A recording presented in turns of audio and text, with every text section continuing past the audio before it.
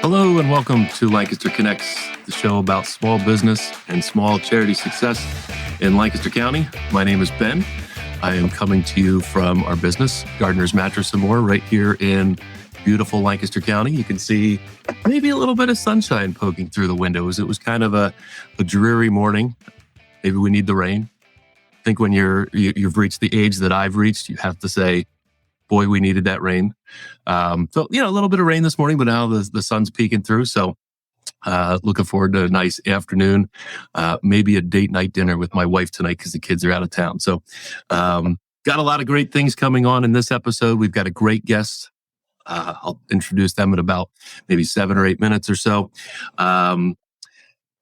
This is a show, like I said, about small business and small charity success. The David versus Goliath, if you will, battle on Main Street, basically delivering you everything that makes Lancaster so great. I'd love to hear from you during the show. Like producer Chris puts on the screen there, smash the love button, hit that heart button. Also give us a comment. I see the superfan Takesha already said, hey, what's up? Hey guys, there she is. If you'd like to get in on the comment action, go ahead and do that. Yes, hooray for date nights. Thank you, Takesha. We give away prizes on the show. Got a couple of nice little gifts here. Hydro flask and a large coffee tumbler outfitted with the Less Snore, More Cuddle patented message here. Less Snore, More Cuddle. I'll mention that later on in the show when I do our testimonial. It's a product concept that we trademarked this Less Snore, More Cuddle name for, and it's really the solution.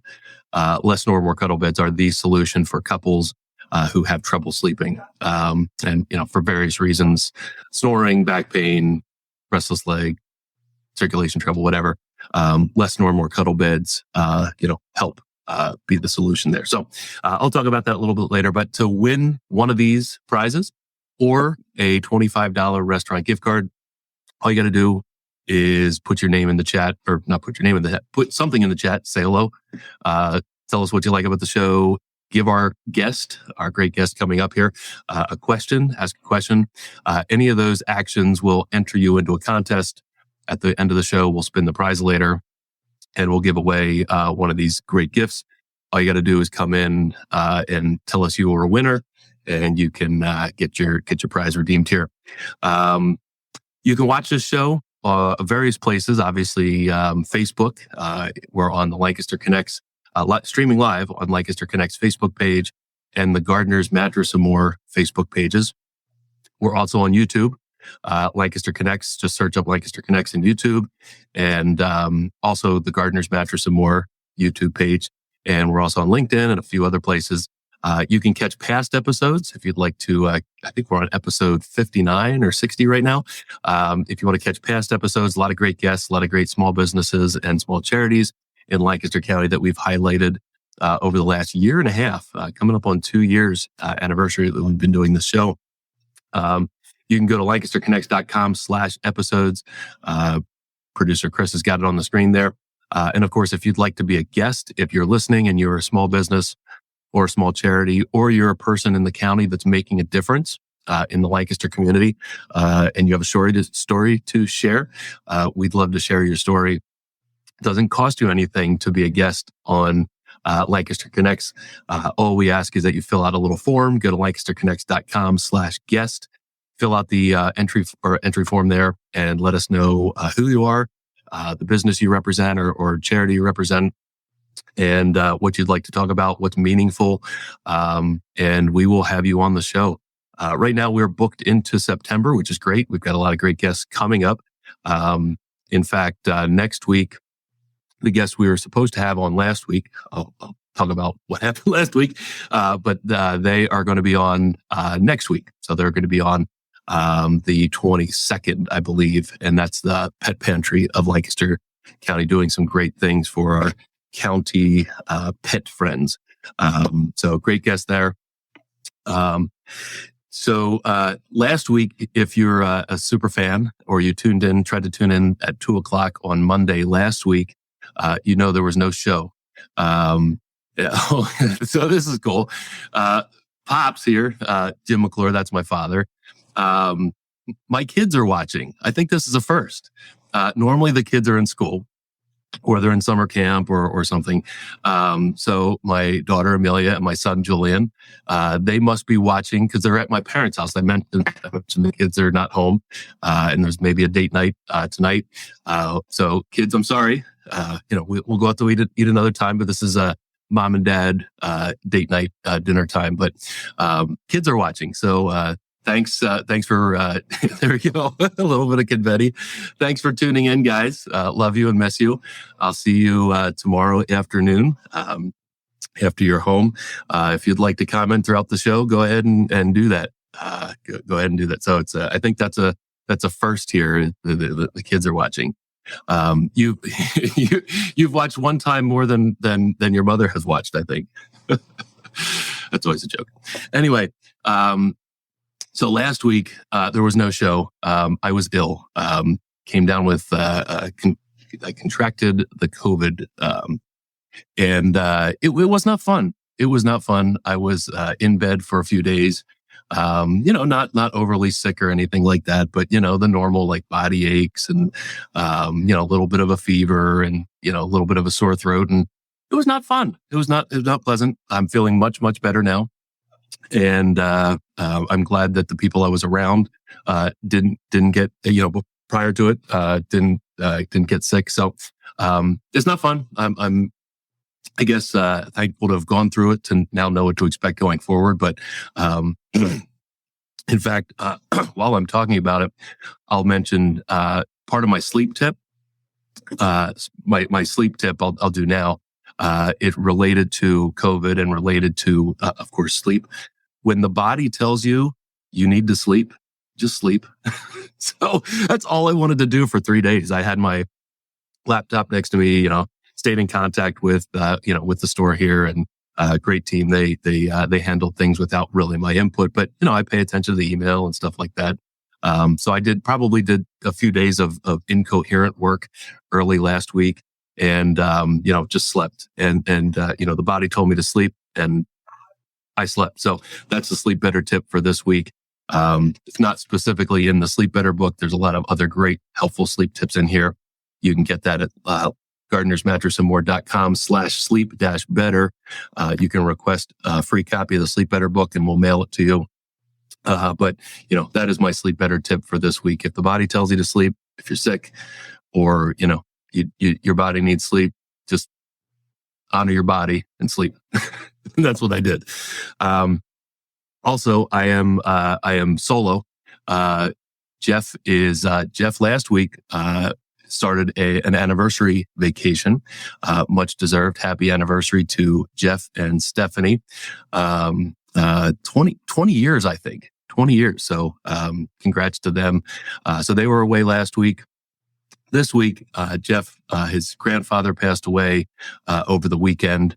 So he is on his way up to Canada for some services today and tomorrow for his grandfather. Just wanted to take a moment and say a couple things about Jeff's grandfather. I've never met his grandfather, but I feel like I know him based on what Jeff has talked, how Jeff has talked about him, just how much Jeff, he meant in Jeff's life. He was a master woodworker. In fact, one of his specialties in retirement was making wood bowls out of unique wood items, or like, old logs, cut down, make them flat and turn them into bowls. Recently, Jeff gave me a bowl that his grandfather made that I should have brought it in. But it's really cool. It looks like almost like an elephant. And there's 2 wood bowls carved into this piece of wood. And, he didn't do anything to this piece of wood to make it look like an elephant. Obviously he sanded it down and carved these bowls into it, but it's really a neat serving dish. And it just shows the craftsmanship and attention to detail that his grandfather had. Grandfather was a man of faith, and I know meant a lot to Jeff. So our thoughts and prayers are with Jeff and all the family up there in Canada. So he'll be up there for the next handful of days, but we'll be back together next Monday. So without further ado, we will bring on our guest. We've got a great guest today, Mr. James DeBord from the Schreiber Center for Pediatric Development. Did I get that right? That's correct. All right. Well, James, it's great to have you on. We'll get into what Schreiber Pediatrics does. But first, let's talk about you. Are you a Lancaster native? I am, yes. Born and raised. Okay. All right. And what part of Lancaster County were you born and raised? In the city. I was a city kid. I was born, my family lived on Pearl Street in the city when I was born in 1968. And I grew up, spent my high school years just on the other side of the line in Lancaster Township on South President Avenue. Okay, Proud graduate of McCaskey High School, and awesome. Then going away to college and graduate school and living in the Philadelphia area for a few years. I've been here most of my life. That's awesome. So Pearl Street, that's on the west end of Lancaster City, correct? That's right. Absolutely. Yep. I for a few years, almost 20 years ago, I lived on 3rd Street in Lancaster, which connects, I believe, to Pearl Street. So we would walk to the Blue Star, the historic Blue Star, which right, great place. Hasn't been around for a long time, and it was a great place. Back in the day, I was in a band in college, and we would, like, our home that we'd play at felt like the Blue Star. We'd play at the Blue Star often. And then when I lived in Lancaster, we could just kind of walk. And I remember walking on Pearl Street down to Columbia Avenue there, 462, and walking to the Blue Star. So it's kind of a shame that sort of place doesn't exist anymore. But well, luckily, there's lots of other great places in Lancaster too, for sure. That's true. And we might even talk about one or two later on in the show. Absolutely. I hope.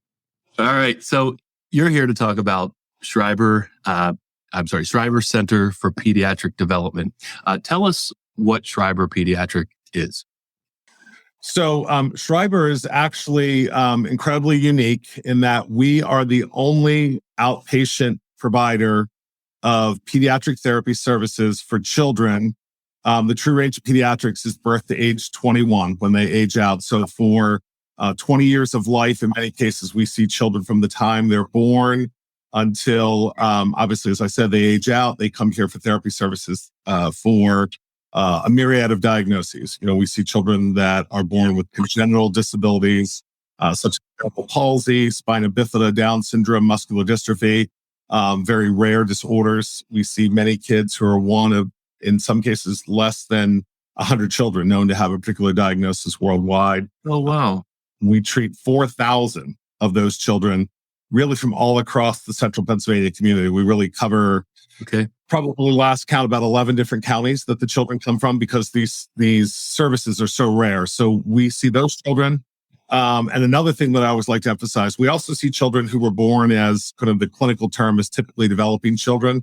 And one day, as the result of an accident or a rare infection that came as a result of, started as the flu or some other complication. We see children that have been in accidents. Unfortunately, we see children that are victims of child abuse. We treat children who have been victims of gunshot wounds. Oh, wow.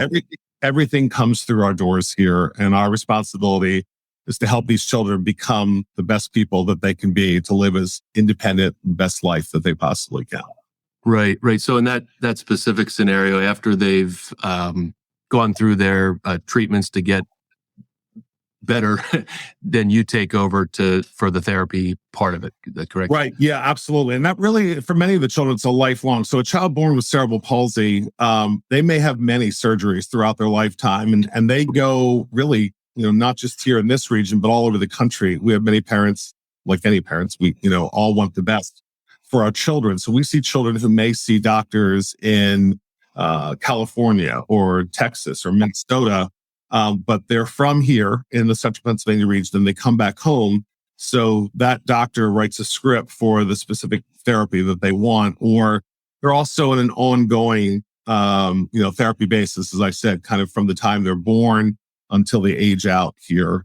Yes, we see children for a myriad of reasons. And while they're getting their medical care, the surgeries, all the other treatments elsewhere from their physicians and healthcare providers, their therapy services are all done here at Schreiber. Wow. Schreiber has a pretty unique origin story. In fact, I think Schreiber as you're a nonprofit organization, is that? Yes, I'm made aware of that all too often. We are very much a nonprofit operation. I tell you a little bit about that as well. Okay, yeah, that would be great. Schreiber, I believe, may be the oldest nonprofit organization that we've had as a guest. Oh, great. Well, yeah, it's been around a long time, established by an amazing woman, has an incredible reputation. I tell people all the time, I work with some of the best people you could ever hope to, in your life. The therapists here are truly miracle workers. We've been around for 86 years. And in those 86 years, literally, you could fill stadiums with the numbers of children whose families were told your child will never walk, never speak, never hold your hand. And they do. And not only did they as a child, but now they're adults who are out in our community as productive members of the community or out in the greater world around us doing amazing things in many cases. That's awesome. It's neat to scroll through the timeline there, and I see a handful of things on there that we will talk about, including those little yellow rubber guys there. We'll talk about them at the end. Absolutely. So let's talk about some of the services that you provide. So you went through a myriad of things. So from like an occupational therapy standpoint, talk a little bit about the services offered there. So in terms of specifically on occupational therapy, we'll see children, again, with a myriad of diagnoses. So we may see a child who is born with a developmental delay where they're not starting to crawl. And it may not have been diagnosed at birth. They may have a mild form, again, of whether it's cerebral palsy or another particular reason. So the therapist begin working oftentimes in the home early on with that child once they're diagnosed. Or they'll, we also offer childcare and preschool. So some of those same children come to those programs here at the center. Our therapists who do early intervention work will see those children wherever they may be in the childcare program where they're located elsewhere or in a preschool program elsewhere. But I think probably the best way to describe it, getting outside of kind of the clinical world, as I like to say, we had a little girl a few years ago. This was actually featured in a local press story a few years back. She was born. She had suffered a stroke in utero. So she had a stroke before she was born. Oh, wow. And for the first 7 years of her life, she had a left arm that basically, again, there's many technical things you could get into, but her left arm hung limp. She couldn't utilize it. And obviously think about anything in life. If you have only one arm, the limitations to do so many things that those of us who have two arms are able to utilize two arms are able to do that she couldn't. So she came here, and one of our therapists at the time, this now, of course, is being used more widely, but there was a new type of therapy called constraint mobility therapy where they took her good arm, which in her case was her right arm, and they casted it. We do serial casting here for various purposes. So they took that right arm out of, operation essentially to force her to work with the left arm. So the occupational therapist would see her, and it was over the course of a summer for a couple hours, 4 or 5 days a week. So think about this 6-year-old and how good a therapist has to be to keep that child focused, working with that child. And over the period of summer, after 7 years of a left arm hung limp, her favorite activity was to hop in one of the ball pits that we have here at the center. And she could, after all those weeks, lie flat on her back on the floor, reach up and grab a rope strictly with her left arm, fell from the floor and dive into that ball pit because she wanted to work towards the goal of achieving that. And now they take the cast off her right arm, and both of her arms were perfectly fine. She's able to dress herself, cut her own food, tie her own shoes, reach and hug her mom and dad with both arms. Again, it completely transformed her life and what she'll be able to do for the rest of her life. That's an amazing story. From 7 years of a lot of amazing stories. I tell it's by far the best work. People here, again, the therapists we have are world class. I just get the privilege of telling the stories that they make There you go. Since you mentioned your staff, what does your staff look like? How many therapists do you have on staff? And are you also do you employ volunteers, that sort of thing? Sure. So we have about 80 members of our staff. The vast majority of them are either therapists or educators. Again, they're spread across the departments I talked about, again earlier, the physical therapy, occupational therapy, which we were just talking about, speech therapy, and also behavioral health therapy, which is something we started only 2 years ago. In addition, because of our preschool and childcare, we also, as I said, employ educators, early intervention specialists who work with the children. So it's a very busy place. To say the least. When I got here 10 years ago, we were very short staffed because of financial constraints, and the focus that I've really concentrated on these last 10 years is to change our financial picture so that we could hire the staff to reduce. We once had wait lists. When I got here in the fall of 2012, a parent called in and their child was diagnosed with a speech developmental delay. They were told that they were put on a list that at that time was 2 years long to get the evaluation to start services. That's going to be too late. It was too late, unfortunately, for a lot of children. Works very diligently to change that by hiring more staff. And you ask about volunteers. This place would not be what it is without volunteers. We need volunteers. In fact, for a couple of years during, really the height of COVID, and we were very, very stringent in our policies around COVID because we see so many medically compromised children. Sure have to be. Yep. Absolutely. You would see a 4-year-old here who, again, kind of referencing what we were talking about earlier, who has cerebral palsy, but now at age 4, they've also been diagnosed with leukemia, a neuroblastoma. And that child who's coming from their care to get their chemo radiation, to come here to go to PT, to keep up the strength of their legs so that they can walk and avoid getting blood clots as a result from the treatments they're receiving for cancer. We obviously, had to maintain the most strict of protocol. Yep.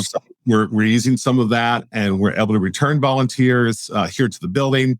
There's many projects on the grounds outside. And of course, as we're going to talk about later, we also have our special events where we always need an army of volunteers to help us as well. Yeah. I mean, any nonprofit or charitable organization, we talk about it all the time. There's always a call for more arms, more bodies to help. Absolutely. And obviously we can encourage, financial gifts and donations. But the reality is not everybody is able to help, maybe in that way. But everybody's got a little bit of time that they can carve out of their schedule to make it an impact with a local nonprofit or charitable organization. Absolutely. So, a question: what's the difference between occupational therapy and physical therapy? You also do physical therapy there at Schreiber. Yeah, absolutely. So, physical therapy oftentimes is more concentrated and focused on sort of the gross motor skills, so the ability to walk and be able to walk with a gait. A gait referring to the strides that individuals take. Oftentimes, again, children who have a diagnosis that causes difficulty with walking or who are learning to walk, they concentrate on focusing on that gross motor skill and being able to really take those steps in proper direction. I think the easiest way to think about occupational therapy gets a little more focused on really the activities of daily life, or we call them activities of daily life. Where, in this day and age, for a child to be able to go into the classroom, if they have the ability through the therapy to be able to utilize their hands to be able to, touch keys on a keyboard for a laptop, or even obviously be able to direct their finger if, they're using an iPad. So there's more concentration on some of the specific skills within OT.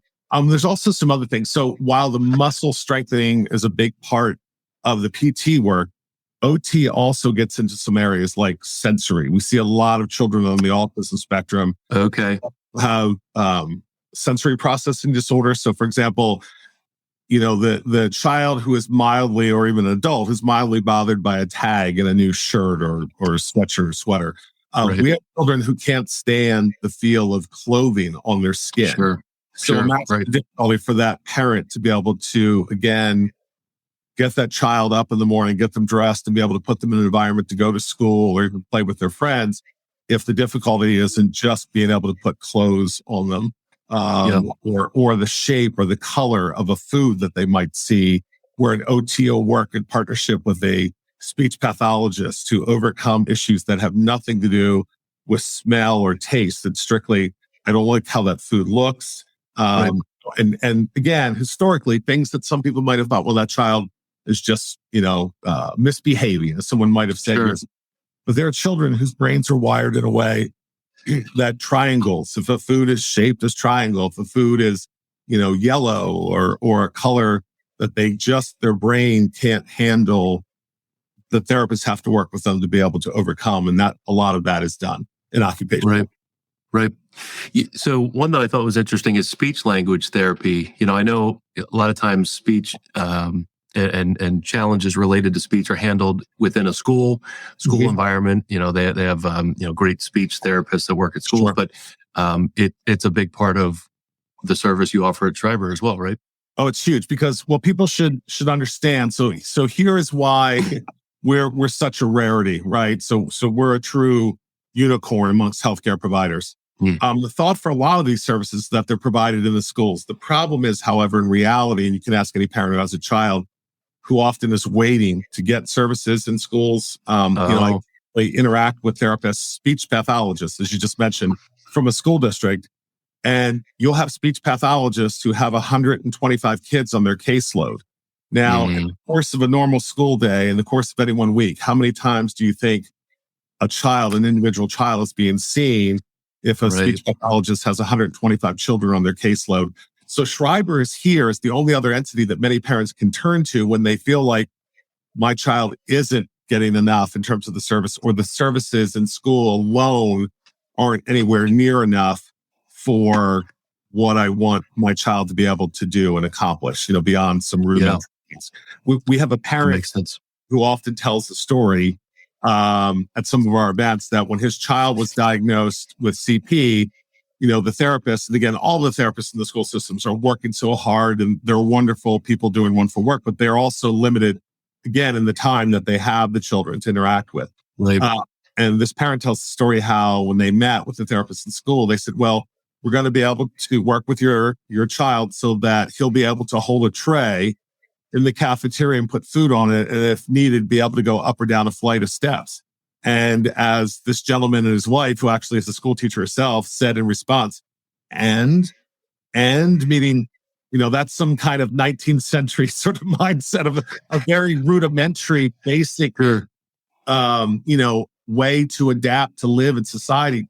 Obviously, the world we live in now is well beyond that. And by the way, this is, talking about, we see kids here who their minds are perfectly fine. There's often a misconception that children, because they have a diagnosis, somehow there's a cognitive aspect in every case.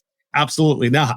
We see kids who are brilliant, who test off the charts academically, but their physical diagnosis is what is preventing them from living a more full life. And we want to get those kids out into the world to be, the engineers, the scientists, the IT experts of tomorrow.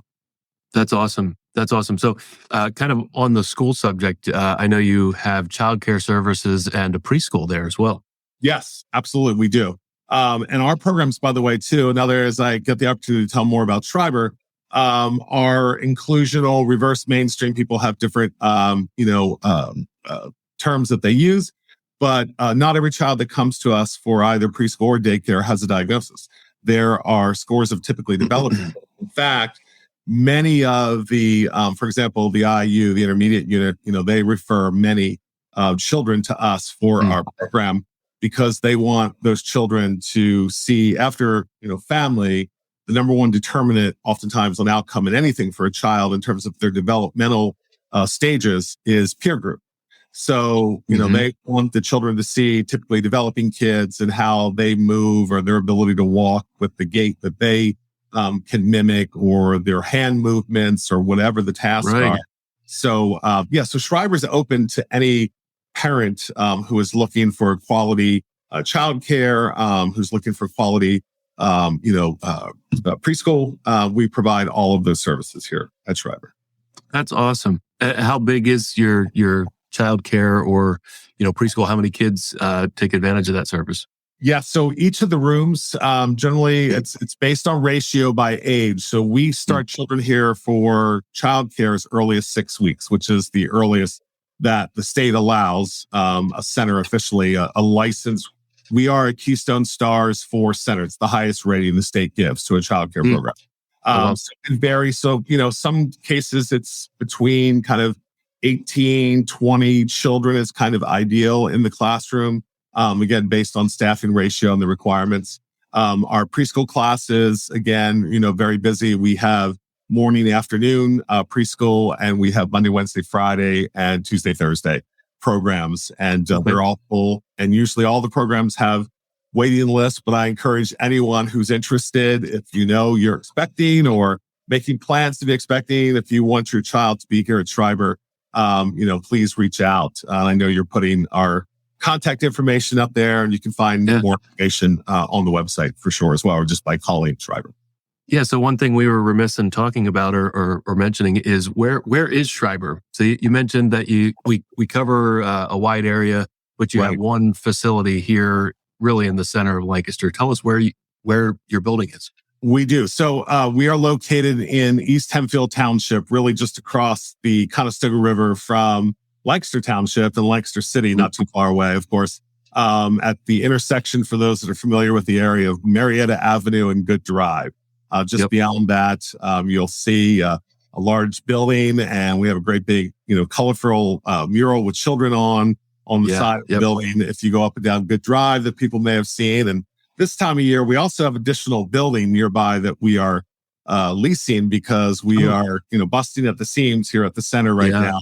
I mentioned earlier about the need for more therapists to reduce the wait list. So we've hired those therapists. We've run out of rooms. So we've had to lease, unfortunately, very expensive nearby space, but it was necessary. And out in front of that building, you also will catch your attention this time of year. There's a giant inflatable duck sitting on the lawn of the nearby building, but that's located again also just across the street here off a Good Drive. We'll talk about that duck. Yeah, it plays a pretty big role in keeping this place going for sure. Yep. So wrapping up on some of the services and programs you offer, I know you have some camps, probably summer camps, and also offer some other family support, like a respite program. Is that correct? Right. Absolutely. So, one of the things that I love about Schreiber, amongst many, is that families, when they come here, they often, basically they fall in love with this place, with the therapist treating their children. And they want to stay connected. And again, while medically we are a pediatric only facility and those children age out at 21, a lot of our rec programs give the opportunity for the children who are now young adults as they age to continue to be involved with Schreiber. So we run summer camps. And those camps, we break them down during the summer by age groups. So we'll have, 7, 9-year-old children. We have teens, and then we'll have, again, years ago, we had a program when I got here, and it was kind of a teen-focused name. And then more and more, we're recognizing that there were young people who had come to Schreiber, again, for their entire life to that point, who turned 21 and were now 25, 30, 32, and they wanted to be included. They wanted to be able to do the things that the camp programs do, and take them to Dutch Wonderland for the day, go to a baseball game, do arts and crafts, talent shows, play basketball. So we provide those programs. And then the respite program is also a wonderful program where the families, once a month usually is what we're able to provide because of obviously financial resources being really the limit there. We have a program where families can drop their children off on a Friday evening. Usually we start around 5:30 or 6 o'clock, and it runs till 9 o'clock. And many parents who have that child who, again, has a more severe diagnosis in particular, and they have medical complications related to the diagnosis. We have a nurse here on staff who stays during the period of time while the respite program is running. They can come here, and again, their children, we have, they watch a movie. They, usually kind of are involved with a hands-on, fun food snack item, or we do a Sunday bar. that the staff and volunteers, help with the kids, which is always a great mess. The kids love, is a wonderful thing. But what's really neat about that too is that the service is really intended for the children to enjoy. But I can't tell you how many parents come to us and they'll hug a staff member, or they'll write a note to me, or that even say something about, this is the first time they've been out in 10 years. And in terms of enjoying an evening, because so often, again, their focus has to be on their child and the responsibilities they maintain there. And oftentimes, if they're limited in their ability to get nursing care or other support, because those programs are limited. The government provides a lot of great programs, but like everything else, they're limited resources, and parents struggle to find aids and assistance that can stay with children so that they can, do the things they need to do in their lives. And Schreiber steps in to help do that. That's awesome. There's obviously, for parents, there's a struggle just to find the right care and the right facility and get the help that their child needs. But then there's just, I can imagine an overwhelming physical and mental, emotional toll taken, on that parent. And to be able to, take advantage of that respite service, I'm sure is, like you said, it's kind of a godsend for them. Right. Oh, it is. I can tell you, another parent years ago, she read a poem one time at an event that we were having described about what it meant to be the parent of a child who has special needs. Particularly, and it really focused on the parents who have children that are born with congenital disabilities. And basically the gist of the poem was that if your life, or, much of your life, you had spent packing and preparing to take your first trip to go to Italy. And when you landed and stepped off the plane, you found out, I think the title of the poem, if I recall, was Holland. And you landed in Holland. Everything that you thought was going to be is now completely different than what you were expecting. And nothing different in the love that you have for that child, but in terms of the expectations or how you thought imagined things might go, oftentimes are different. So Schreiber is, again, not only here to help the children, but, we're here to serve those thousands of families who depend on us to help their children, to make their collective lives the best that they can be and help them to live out their collective dreams, really. Yep. So that's fantastic. What is the process for a parent who's in need of the services at Schreiber? What is the process to become a patient at Schreiber? Is it all referrals from family doctors and schools and whatnot, or how does that work? That's pretty much right. You hit the nail on the head. So a doctor will either, again, if a child's born with congenital disability and it's diagnosed at birth, the family, just like you would for anything else in terms of a healthcare need, the doctor writes a script, and that script comes to Schreiber. And the therapist will conduct initial evaluation of the child to determine, how often they think the child needs to come. They'll look and set a goal plan for what they're looking to achieve for that child. And again, those are coming either from physicians or, obviously, as you just mentioned, oftentimes, whether, for example, hearing and speech, audiologists, speech pathologists periodically who go into preschool programs, childcare programs to assess children. Because, particularly with speech, where that isn't going to be diagnosed at birth, because obviously a child's not speaking when they're born. But as they begin to, oftentimes too, a parent may not even notice certain things that, again, a trained professional is going to, and then there'll be the referral to come to Schreiber based on that. But again, the vast majority, far and away, of the referrals come to us directly from physicians. And then the services, how are they paid for by the parents? Do you work with insurances? Are there programs that might be fully covered or funded for parents? Talk about that a little bit. So there are. So oftentimes, for all of the derision or unfortunately sometimes out there that people speak about when they think about government programs, I want to say that the program that covers children with disabilities is a wonderful program for the families, in that it is designed, the care that most of these children need throughout their lifetime would be catastrophic for most families, in the sense of absolutely. If you know anyone who goes through a major medical event in their life and the catastrophic costs that are tied to that. So imagine having that throughout the course of your life, and particularly in your early life, in our case.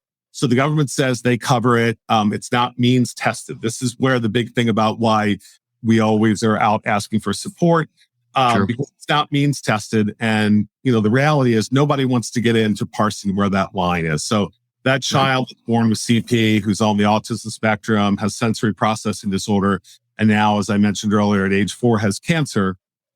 Are you going to say to the family, because you make a 6-figure salary at X, $150,000 a year, that family also could be bankrupted by the constant cost absolutely. of requirements and care for that child. So thankfully, again, the government steps in, covers the cost. Unfortunately, this is where the difficulty comes for us and why we are that unicorn, in our world. It is paid for by Medicaid, reimbursed to the provider by Medicaid. Okay. And the government sets up what's called a Medicaid fee schedule, where every service that a family, oftentimes people hear Medicaid and they think of people who are in poverty.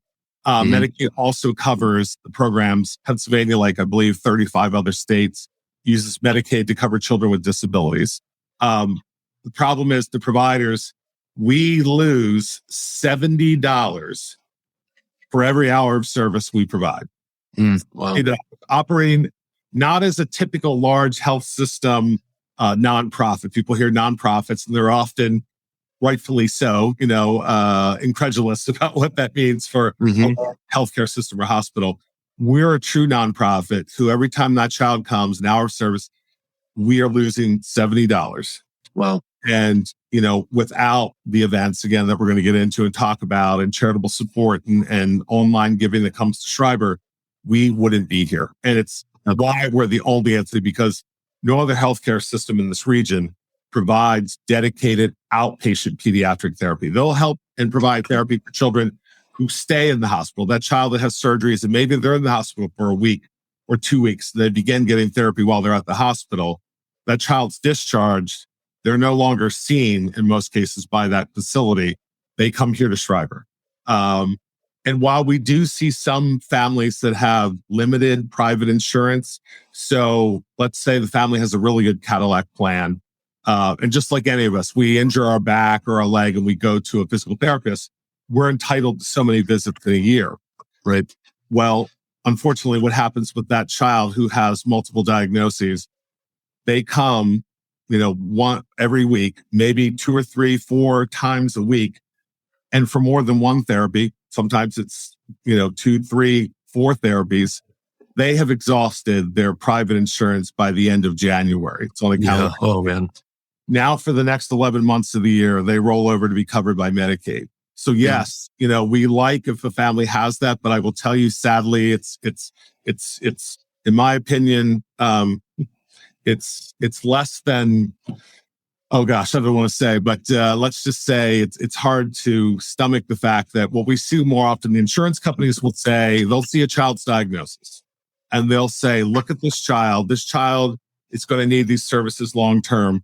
Deny their upfront private insurance at all. Don't use the private insurance, deny it, because then they'll immediately roll over onto Medicaid. And then at that point, Medicaid only is paying for them.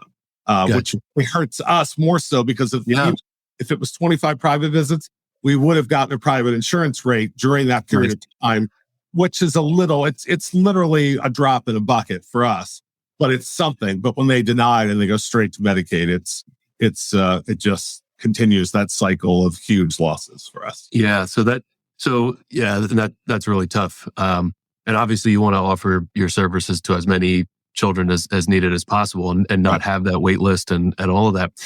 So how do you make up that difference, and how does the community help you with that? Right. So, and you hit the nail on the head earlier as well, when you said, volunteers are always needed here. I will tell you that, time is as valuable as treasure, as far as we're concerned here at Schreiber, in that when we have people helping us who come and do everything from the exterior grounds work in a volunteer capacity, less money we have to pay to do things to keep, the facility nice, or who help us with painting in the facility, or whatever might be done.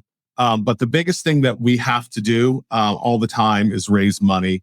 I mentioned when I got here 10 years ago, financials were very difficult, and it wouldn't have mattered who was here in terms of, again, the therapists were doing their wonderful work, but Medicaid reimbursements weren't getting any better. So my plan was to really kind of move Schreiber to a level where we were focusing on much larger major gift programs, and getting a lot of major donors to start supporting Schreiber through foundations, individuals. But the other way, we also make money, and this is how we pay for all of our operating programs here. So pay the therapist, pay to keep the lights on and the air conditioning and the heat and all the things we need to do through our special events that we run during the course of the year. And we really need the community to help us with those special events. So what are some of these events? So there's a big one. Yeah. So I'll get to the big one, I guess, kind of for last. So we really, one of the things when I got here to Schreiber as well, we used to do a whole lot of special events. At one point, we were doing more than one a month in some cases. Wow. And it was really burning out the staff. It was burning out volunteers. They were going back to the same wells in many cases for sponsorship, support from area businesses. And I said, I'm going to focus my energy on the fundraising side on major gifts to try to find more, six-figure gifts, $100,000, $250,000 gifts from foundation to ease some of that burden so that we could curtail the number of special events and really make a group that we kept, a group that really generated, substantial revenue. So in the course of the calendar year, our big events are our gala. That's a fun event for people that like to get dressed up and come out. And again, probably like a lot of galas people are familiar with for nonprofits. We have the auctions and all of that, which is fun. We also have a big softball tournament every spring for people that are softball players that have teams. We're always looking for more teams. What's great about that, that's always something that can be expanded. If we exceed the capacity of the fields where we're playing, we just add more fields in other locations for teams to play. So that's every spring. Usually it's the first weekend in June. People can, as I see they're showing, find more information about that on our website. That's cool. Yeah. So we do that. And, probably though, amongst all of our events, the one that really sticks out in people's minds is the one that's taking place right now, which is our rubber ducky race. And I say taking place right now, meaning that we sell tickets. We have, really 25,000 ducks that are available to be purchased. And the way that works is people buy tickets and they're able to go online. You can go again to our site. And I see again, they're showing that. Thank you so much for that page. And people can go online and purchase their tickets. And what that does, obviously, first and foremost, by buying those tickets, they're helping Schreiber. But you're issued a set of tickets with numbers. If you do it online, you're welcome to buy them in person here at the center, either at our front desk, our financial development department. They also set up spots they'll have listed online where they're going to be throughout the county, here in Lancaster County at least, to sell periodically from July 1st up until the weekend of the actual ducky race, which this year is Sunday, September 11th. What it is, if you've never seen it, you can actually Google it or just look it up on YouTube. There's lots of videos over the years, including aerial drone footage of the duck race. And on that day, every ticket that's sold, a corresponding rubber duck, it's all, organized by a group of staff and volunteers who are meticulous.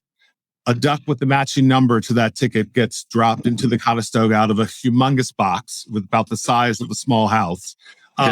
Float down the river, and we have scores of volunteers in the river who are waiting to catch them at the end, because that's a major job to pick all those ducks up, sure, and then put them back into barrels, and then later they're resorted. It's an unbelievably huge labor intensive event for a lot of staff and volunteers. But anyway, the winner has a chance to win $10,000. Wow. And then a series of other really neat prizes, multiple $500 gift cards. To places. But I'll be honest, a lot of times people will come in and say, here, or they see we're selling ducks and they'll simply say, here's money for Schreiber. I don't need to win anything. Let somebody else buy the tickets. and they'll just give donations to the staff or the volunteers who are selling. But it's a cool thing to be a part of. And do people come and watch the duck? What do you call it? Duck? The duck race. The rubber ducky race. Yes, absolutely. When they drop out of that box again, and you'll see this if you look the video up on YouTube, you'll see people along the banks of the Conestoga River. We do it at Lancaster County Central Park off the bridge. The main entrance bridge is where a crane hoists the box up. And then our ambassador children, who are the kids whose families allow us to share their stories with the public, usually one of them or all of them, if they're there, will count down, and the box opens, and this unbelievable sea of yellow hits the river, and it's cool to watch.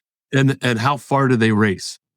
It's about a quarter of a mile. It's not a very long distance, but what's neat is it's long enough that a lot of people love to see them dropped, and then they'll race to the end to watch the spectacle. And how long does it take a duck to go that quarter of a mile? It depends on, that's all. It's funny. I tell everybody, I wear a few different hats here at Schreiber. That time of year, I'm very interested in meteorology, because what we hope for is that the river is just at a pleasant flowing level at that point. Had years, unfortunately, when we couldn't do the ducky race, where we had to draw the tickets out of a bin. We just take the ticket stubs, throw them in bins like you would in any raffle, and spin them around, and then we let the ambassadors pick out the winners. But the race can't happen if the river's too low. So when we have droughts happening, there's not enough water flowing in the Conestoga, unfortunately, for the ducks to race. And we've also sadly have had years where we've had tropical storms come through right before the race. And the river is, the rangers that are in charge of the park make the determination whether or not the ducks can be dropped. And they'll say, absolutely no one's getting in that river. The river's, on a day when it's up to your, there you go. So on a day when it's up to your knees, there'll be time C, so you can see. It's so cool. And there they go. There they go. And so, with the river, that's probably a typical year there, where there's a nice flow. And it's a matter of a few minutes till the time where they make it to the finish line. That's awesome. And that's roughly 25,000 ducks. It is. So we technically have 20,000 yellow ducks, and then we have an additional 5,000 ducks. And we've been doing different things in different years. Some years we've done where we've sold a higher ticket price for those ducks are blue. Our focus is to sell all 20,000 of the yellow ducks for the race, because again, the way we make money is through sponsorships of the event. There's a huge turnout because we also have a festival. If I didn't make that clear, the day of the race, if I didn't mention that, the day of the race from 2 to 5 o'clock, there is a festival there at Lancaster County Central Park for Schreiber. So we have pony rides, and there's all kinds of food trucks, and there's a little kind of fun kid-sized midway with all kinds of games, and a lot of our supporting businesses will come out with their staff for the afternoon and set up and run the games, or service clubs that support us will do that. And so it's a fun place to come for the entire family. The kids have things to do. The parents, there's plenty of food to eat. And then at 5 o'clock, that's when we drop. So that's another way. The spectacle of seeing the ducks in itself is an event, but the people in many cases are there because they've come for the festival and stay to watch the race. That's awesome. I mean, I've never been to the race, but I've always heard about the rubber. We've got to get you there. You should come join us this year. It's going to be a great time to be back outside and enjoy everything. Is that a Saturday? I think you said it the 11th, right? It's a Sunday. It's always a Sunday. Okay. It's always now the second Sunday. It used to be in July years ago. And actually, the event got so big that the Lancaster County commissioners, who are very supportive of Schreiber over the years, in my 10 years, had come to me and said, look, Schreiber, we don't charge you to use the park, and we're glad to do that.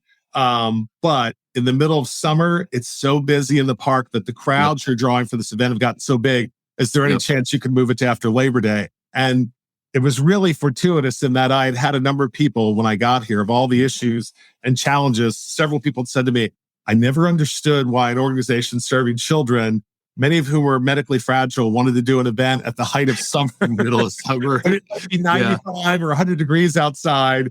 in the middle of the day. And I said, you know what? Yeah, I think we'll starts getting a little nicer towards that middle of September where we're heading that second Sunday. So that's the date we now use every year. Awesome. Well, I wish you a lot of luck with it. Thank you. Sunday the 11th, 2 to 5 o'clock, ducky drop at 5 o'clock. And there's still more ducks to be sold, right? Like we could Absolutely. go online and there are lots of ducks to be sold. I think we actually got started a little behind the curve this year based on we were coming out of COVID, like a lot of organizations. And I think a lot of our volunteers and supporters and people were kind of wondering what's happening. And so I have to give, huge shout out to our financial development staff for really stepping up and going headlong into it to work to get the sales going, connecting with our volunteers, connecting with locations, supportive businesses all over the county who allow us to come set up at their facilities, either out front or in their lunchrooms for large facilities, factories, other employers, and sell ducks. So really, they've done a great job. I can't thank our volunteers who help sell the ducks enough, and all the places again who allow us to come there and sell. We really appreciate it. But people can go on the website and buy them online anytime they want. That's great. So Jeff and I, we're going to be making some sort of donation to Schreiber, whether that's a purchase of ducks or some other sponsorship. I'll go on there and pick an opportunity there. But we definitely would like to support beyond having you as a guest on the show. We're almost at the top of the hour. I don't want to take up much more of your time, but we do have the connection cocktail. If you have a few more minutes for a few more questions. Yeah, we'd be glad. Thank you. All right. There's our little connection cocktail graphic. And if you hear some music in the background, we're testing some connection cocktail music. So, great. All right. So, Lancaster native. What is your favorite thing to do on Lancaster? We got anywhere I get to go with my wife and our 3 children is my favorite thing to do in Lancaster. Okay. All right. So, and we mentioned restaurants, and this wasn't one of my questions that I highlighted here, but do you have a favorite restaurant to go to with your family? Yeah. So probably, again, a little selfish in terms of my focus in the sense that why it's my favorite. It's not just because it's a great place. It is a great place. Yeah. But Judy Ross, who is the owner of Lancaster Dispensing Company, is an incredible supporter of Schreiber and all of our events. And if I have a choice to go anywhere, I always go to Dipco because of the fondness I have for Judy and all the support she's provided for Schreiber for a lot of years.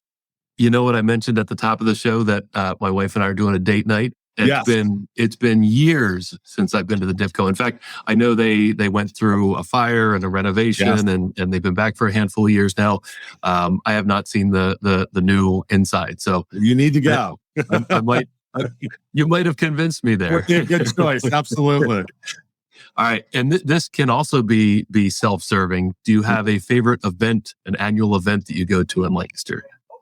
Sure. Well, I mean, again, it would probably be the ducky race because I have to be honest and tell you, there are people, if I don't see them at any other point in the year, they make a point of coming up to me and saying hi. And we have kind of our super fans who turn out for the event. So this ducky race started in 1988. So obviously, before that long. And I have people that come up to me, by the way, that I didn't know before I started here, who want to show me that they have souvenir ducks, which if people would like to have them as part of when they buy tickets, they're entitled to so many souvenir ducks. They want to show them to me and all the different themes over 34 different years it will be this year. So that's always fun as well. That's cool. So like there's people that have original 1988 ducks. It's huge. Yeah. And they awesome. Treat them like gold. It's which we love. That's great that they have such fondness for the event, which is really a fondness for Schreiber, obviously. Yeah, absolutely. That's awesome. So last question, you have family or friends that you're bringing from out of town into Lancaster County, show about Lancaster County. What part of Lancaster do you like to impart on your friends and family? What do you like to highlight or talk about or show or what makes Lancaster special? Well, I could tell you personally from experience in my time here, I tell people the 2 best parts of Schreiber are the children who ever come the most dire of diagnosis. The second best part is what it brings out in people. We're in the middle of the capital campaign here, and I've had people come to me who I know in their lifetimes, they have made gifts which are likely their entire life savings, basically, Wow. that they've set aside that they want to donate to Schreiber. So that's, the generosity of this community demonstrated time and time again, incredible. And that's in every part of the county for sure. But I did just have a very good friend visit from Boston, and I took him into Lancaster City because, it's always fun to show off market. I try to tell him, of course, when you talk about Quincy Market in Boston, that really Quincy Market's a bunch of commercials. You can go into Quincy Market and get, Starbucks now. It's not really a farmer's market the way, Lancaster County Central Market is. I took him to the Muth Museum because he's a big art aficionado and collector himself. And we just walked the streets and enjoy, the scenery. I took him up to the rooftop of a couple different places downtown to enjoy lunch and dinner. And so, so we went all over Lancaster City. That's awesome. Yeah. And you're right. I mean, the giving heart of Lancaster County is one of the things that makes this community really, really special. Yep. So awesome. Well, I hope that giving spirit continues for you and Schreiber. The donations come in, the ducks all get sold. Just mention the event again, Sunday, the 11th, between 2 and 5, you have the event at the Lancaster Community Park, and the duck drop at 5 p.m. Yes. Yeah. Lancaster County Central Park Festival, 2 to 5, duck drop at 5 o'clock. And then, of course, your website's on the screen, schreiberpediatric.org. Definitely encourage people to learn more about Schreiber and the good work that you're doing there, and then give any way they can, whether that's financially or of their time. You stressed a few times the need for volunteers. So absolutely, I hope we have some people. I hope we can send some people your way. Yeah, thank you. Thanks for this opportunity. Yep. I really appreciate it very much. Yep. Thanks for being on, James. Sorry for keeping you a little long there, but we appreciate you sharing everything that Schreiber does. Glad to do it. Thank you. Thanks again for putting me on so people can know more about Schreiber. That's right. Awesome. Have a good rest of the day after dinner. Take care. Thank you. Bye-bye. Yep. See you. All right. Well, we're past the top of the hour. Look at us. I'm just going to wrap up the show now. We'll do the prize-a-later here. Our fantastic podcast producer, Chris, from Cast Ahead. He's fantastic. He's going to spin the prize-a-later there. We got a bunch of comments, had some super fans and some new people commenting. There's Steve. Steve is a fan of the show. His comment was that the Rubber Ducky Festival is awesome, and we share that sentiment. So thank you, Steve. Steve, you've perhaps won before, but that's okay.